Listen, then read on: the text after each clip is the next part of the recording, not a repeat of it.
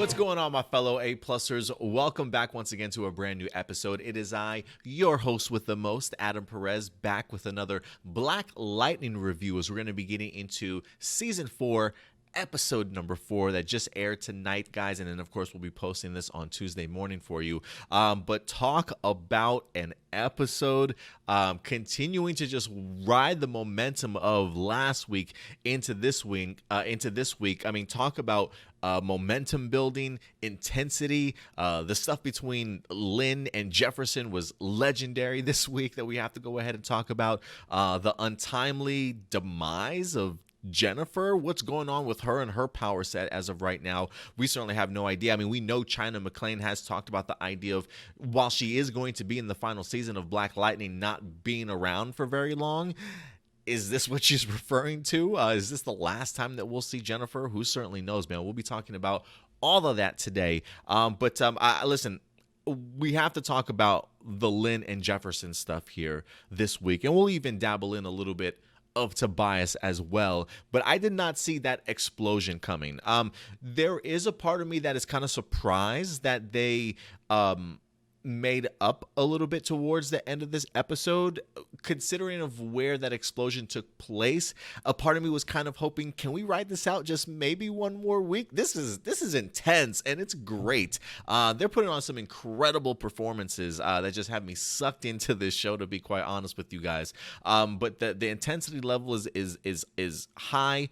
The battle of grief for Jefferson is high. The battle of denial for Lynn is high, and so to just see where they're just colliding at points in their life, it's a little bit hard to watch. And I mean hard in the sense that I'm really invested in both of these characters, right? I love when they're getting along, and I hate when Ma and Dad are just are arguing with each other. You know what I mean? So it super intense, to the point to where I was not expecting that at all this week. But look, it had to happen at some point in time, right? They're clearly keeping secrets from one another, clearly not confiding in one another and telling the entire truth in regards to certain circumstances.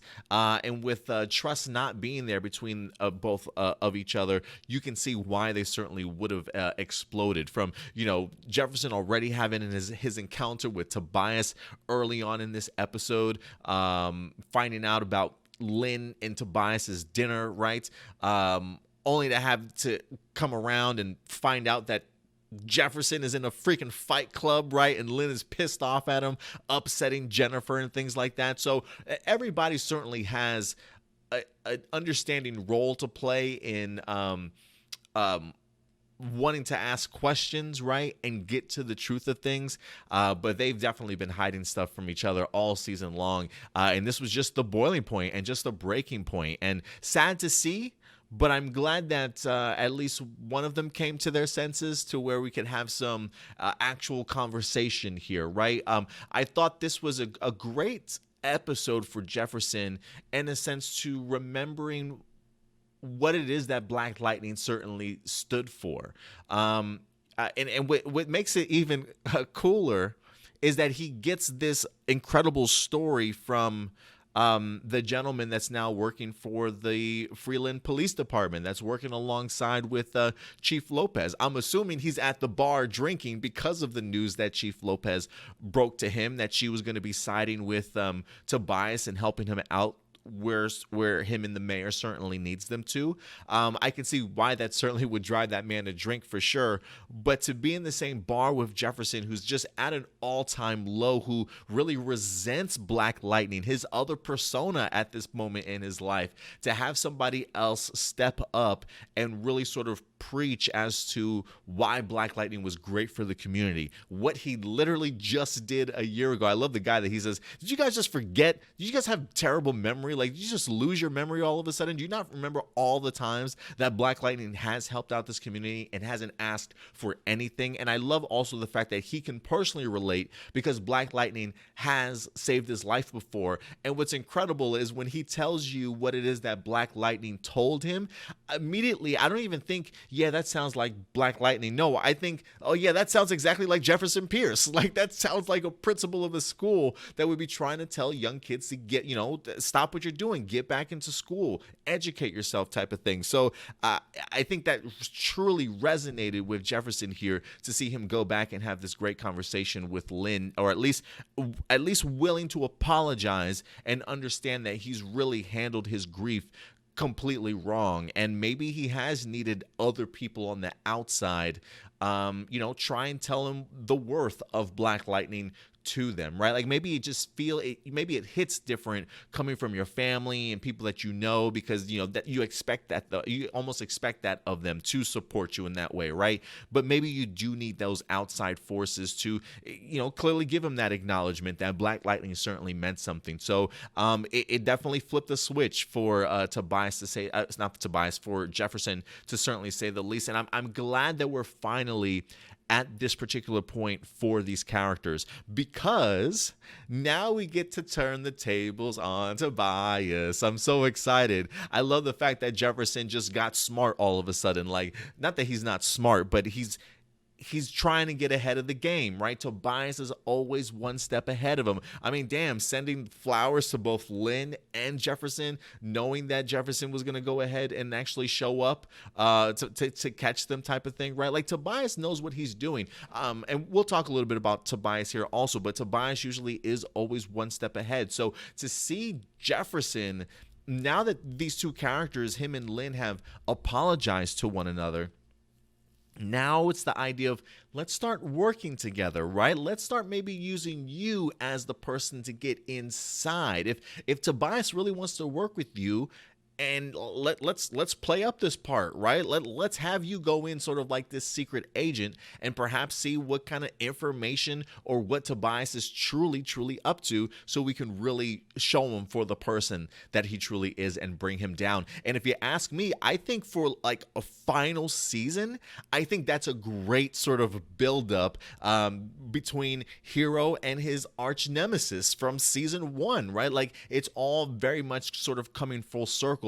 And what I love about this storyline is that Tobias also feels like he's moving himself up to that next level. Like, he's not just doing sort of that, street hustler, sort of street thug level type of mentality. Like, no, this guy is trying to literally not only get on the good side of Freeland, but literally trying to position himself in very like legal ways to try and take down the metahumans and the gangs and things like that, right? Like, he's trying to align himself with the people of power in government so that he can, it's not like he's doing stuff under the table behind the government's back, right, and causing problems.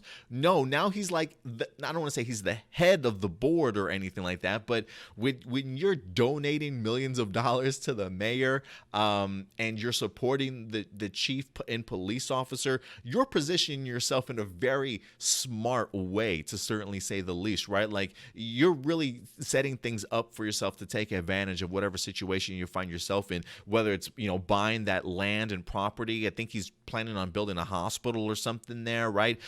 Clearly getting into cahoots with the mayor that he just literally had a conversation with that didn't trust him at all. Now that Tobias is offering him millions of dollars, he's like, yeah, I'll support this, Tobias, as long as you've got our back. And I will say this, I am kind of curious as to whether or not the chief is also in his back pocket. The only reason why I ask is when we get introduced to the chief very early on in season 1, she definitely is very anti-metahuman, right? Like, she definitely wants to put a stop to the metas just being free roaming in Freeland.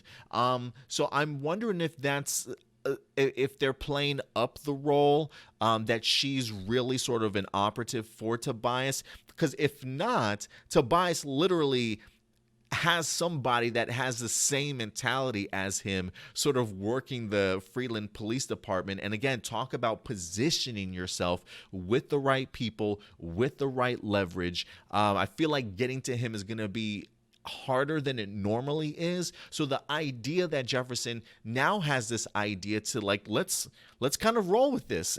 If let's try and get you in on the inside and see what you could come up with. I think this is a brilliant storyline that's just boiling over here for Jefferson, Lynn, and Tobias as a whole. So count me in, guys. Count me in. I cannot wait to see what else is explored between the three of these, to be perfectly honest with you. But that explosion in this episode was just riveting to me. And then, of course, whoever the musical composer was, to just really add the great music attached to it. Also, it just got intense. You were just waiting for it to boil over, to be perfectly honest with you. Let's see here.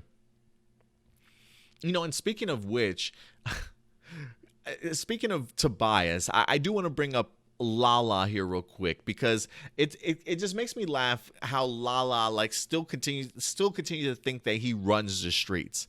And you've got somebody like Tobias that literally just set this man up to possibly maybe take the fall for the death of the mayor, or I believe they said that they might have switched out the bullet or something like that, or the autopsy to show that the bullet that killed the mayor was like friendly fire. I don't know how that storyline is going to play out for Tobias, honestly. But look, he's got the mayor out of the way. But I did find it funny that it's Tobias still pulling LaLa's strings after all this time. But one of my other scenes in this episode that I really enjoyed was just the moment between LaLa and Jefferson, when Jefferson's getting ready for his fight club, which we don't talk about Fight Club.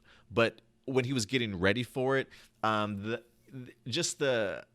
know he wasn't trying to be sentimental, according to LaLa, but just considering the past that these two have had, right? Like, LaLa's gone to school with Jefferson's been the principal before, if I'm not mistaken. I believe he used to be his teacher at some point in time, if not still the principal when he went. And then just seeing all the antics that they've been up to over the past several seasons, and to kind of see them come kind of full circle this season, I just really enjoyed the idea of like, look, you're like the Freeland's golden child. I can't have you dying in my ring right now, like, come on, Mr. Pierce, like, it's time for you to go, man. You got to stop what you're doing. So I thought that was pretty interesting. And I didn't think it was going to be TC of all the people to drop the secret identity mask that LaLa had, in his technology for his fight club when people were watching. But I wasn't expecting the reveal of Jefferson to be a part of the fight club to come so early, but I immediately loved the reaction of TC and Jennifer, and it rattled Jennifer. It truly rattled Jennifer, to the point to where I don't know what's going on with her. I don't know where her mindset is at. It feels very much, especially after we see Jefferson at the end of this episode trying to apologize to her, right? Because she's clearly distraught. She's like to the point to where she saw her dad and she went and told on his ass and went straight to her mom, because that's how upset that she was, And I can kind of understand, it's one of those things where you would probably have been hoping that your dad would be there to kind of show you the ropes of being a superhero, right? Like, as hard-headed as Jennifer tends to be, I'm sure she probably would have wanted that father figure in her life, in Black Lightning, and her father to be around to, especially after a whole year, right? To be there for her to kind of teach her how to utilize these abilities of hers, if you will. And so, for him to kind of go in this grief, and then you to come to find out that he's expressing his grief through beating people up, it's almost like, has my father become like this villain, or this, like, how am I supposed to look up to this? What am I supposed to take away from this type of thing? So I get that it was super impactful for her, and considering the fact that she's probably had to deal with listening to a bunch of yelling and back and forth between her family for the longest time. It feels very much like she's kind of emotionally shut herself off, or kind of kept her way out of all that drama. And now that this has happened with her dad, it's almost like she is almost done with it, almost kind of fed up with what's going on type of thing, and then winds up going into the ionosphere, and next thing you know, just exploding into energy. I will be fascinated to see if she's just going to be energy from now on. Is she ever going to be able to come back and form just a a lightning body or a full energy body. You know what I mean? I am wondering if that's a possibility. So I will be interested to see what the impact is going to be. TC's freaking out at the end. I'm sure once Gamby and Jefferson find out, Jefferson's probably going to go into another sense of grief, having possibly lost his daughter and stuff. But maybe Gamby's able to reconnect her energy cells and bond her back together. Who certainly knows? We'll wind up seeing how that turns out. But I was not expecting that to be the way that she gets taken off the show, if that's how she ends up being taken off the show. So we'll see what happens. What else did I have in my notes here?